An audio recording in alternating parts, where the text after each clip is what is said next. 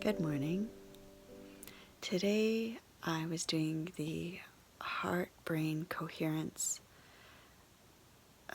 meditation, and I was reminded of how yesterday I had said that I often change up my meditations, and sometimes I do it one way and sometimes I do it another way. And I thought I would talk about that a little bit. There's something to be said for going deeply into one practice. And I can see that that's a real benefit in a lot of ways. For instance, if you've ever done a Vipassana retreat, like a 10-day Vipassana retreat or a longer version of some kind of meditation retreat, it's kind of excruciating. And, to the ego, it feels very uncomfortable and overwhelming and impossible sometimes. But the spirit or the soul thrives on that. It can take you so much deeper to do something that's incredibly challenging. I've often said that the practice that you don't want to do is the one that holds the most benefit for you. And for most of us, that's sticking with one practice for long periods of time. And it really challenges the ego to do that. And the ego has to break up and start letting go when you kind of just push through in that way. I've always considered it sort of like spiritual surgery, an ego-ectomy. That's what I call doing the Vipassana retreats. It's an ego-ectomy. And yet, at the same time, we have to kind of beware that the ego loves a challenge. Like the ego loves to struggle and to fight and to overcome. And those are all egoic traits. And it's very easy when we're being very disciplined to, in fact, be kind of sideways strengthening the ego. It's like using the master's tools to try to dismantle the master's house. And was that Audre Lorde who said that? It's not possible. You can't do it. By engaging the ego in a form of pushing or striving to do a certain meditation, you're engaging the ego and strengthening it at the same time. So it ends up winning and you end up not accomplishing what you had hoped for.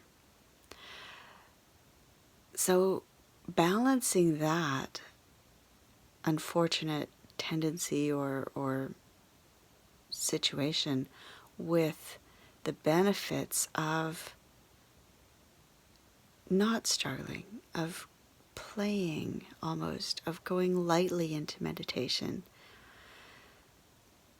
There are times, I think, when both are appropriate. Every now and then it's really appropriate to push through a psychic or spiritual surgery, like an intensive meditation practice.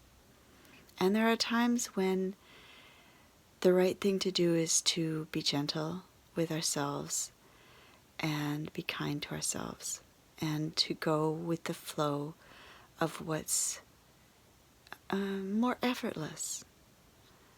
Because spirit is not effortful. If, the more effort we're putting into something, the more striving and struggling we're doing, the less involved in spirit that is. It's going the opposite direction, basically. You're going the wrong way on the highway. So, so at this point, I'm doing a more gentle practice of what's going to work today, what's going to help my mind calm and relax and expand my consciousness today, what's going to allow me to flow into greater connection with spirit. It even sounds nicer, doesn't it? It sounds like such a relief. And there's really no way anyone else can say what's the appropriate time to do this or that. I mean, if you have a spiritual teacher, a one-on-one guru type teacher who is, fully conscious themselves and can therefore see the little slippy slidey secret tricks that the ego's doing, and when it is best for you to push through and when it is best for you to ease gently. Outside of that, we just have to follow our own heart's guidance. And I think it's also helpful to, if we're going to do a serious spiritual surgery, like a very deep practice, to have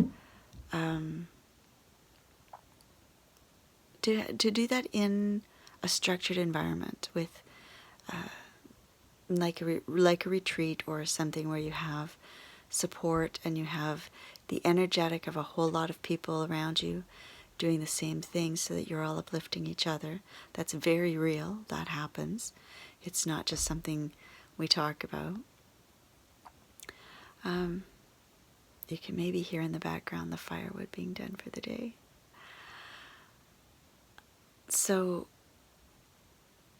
yeah, it's a matter of checking in with ourselves for when it's right to do which version, and for getting the proper support for us when it's time to do something more intensive.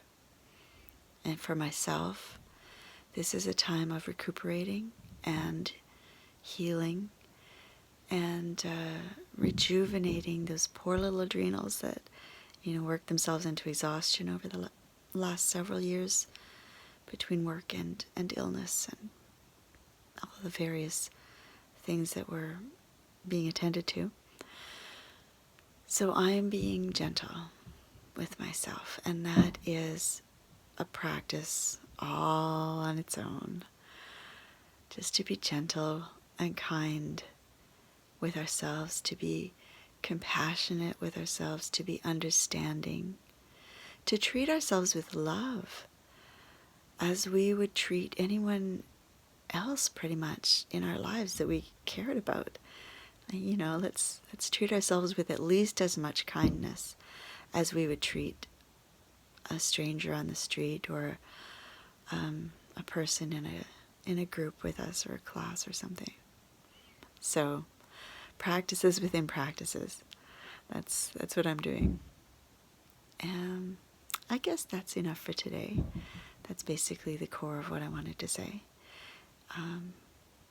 Have a really lovely day, and I will see you again tomorrow. Blessed be.